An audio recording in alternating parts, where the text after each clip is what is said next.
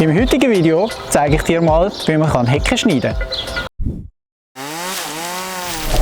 Hecken dienen im Garten als Abgrenzungen, aber auch als Sichtschutz. Damit sie eine schöne Form haben, schneiden wir sie regelmäßig schneiden.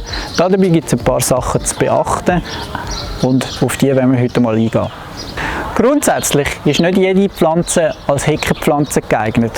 Bevor du irgendwo eine Hecke pflanzt, solltest du dich mal über Grenzabstände und Abstände zu der Straße informieren. Wenn du eine Hecke pflanzt, als Abgrenzung zu deinem Nachbar, dann tu unbedingt, bevor du die pflanzt, mit ihm abmachen, wer was macht, weil so Hecken sind oftmals Konfliktpotenzial.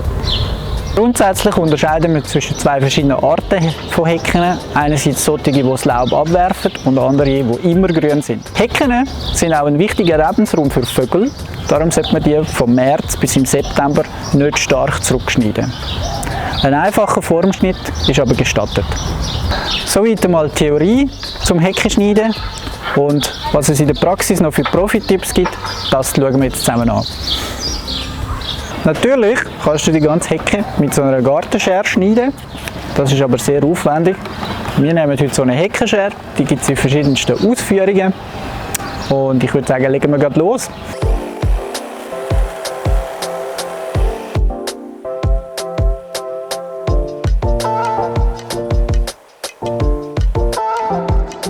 Beim Heckenschneiden schneiden wir immer als erstes die Seiten schneiden und nachher erst den Deckel.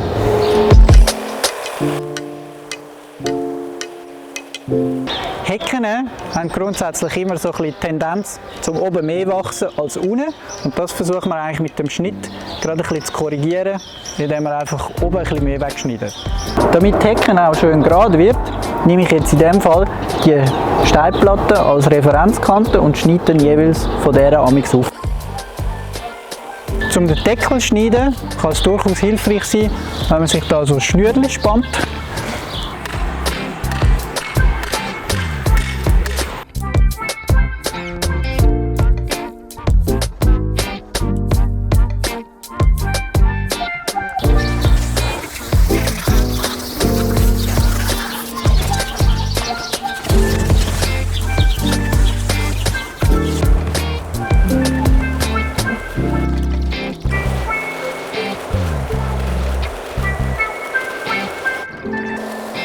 Nach dem Heckenschneiden sieht es ein bisschen aus wie im Krieg und darum müssen wir jetzt noch schnell aufräumen. Da gibt es noch zwei gute Tipps. Einerseits unbedingt schauen, dass du die toten Teile rausschütteln tust oder aber mit dem Rechen oben runternimmst. Und ein kleiner Trick ist auch noch, dass du die Kanten hier oben ein bisschen fasen tust mit der Heckenschere, damit man nicht so sieht, wenn du nicht ganz gerade geschnitten hast. Und jetzt würde ich sagen, jetzt räumen wir auf. Der beste Zeitpunkt zum Heckenschneiden ist so im Juni, Juli und dann eigentlich nur mal über den ganzen Winter. Dann hat man genug Zeit als Hauswart. Und wenn dir das Video gefallen hat, dann abonniere doch unbedingt unseren Kanal.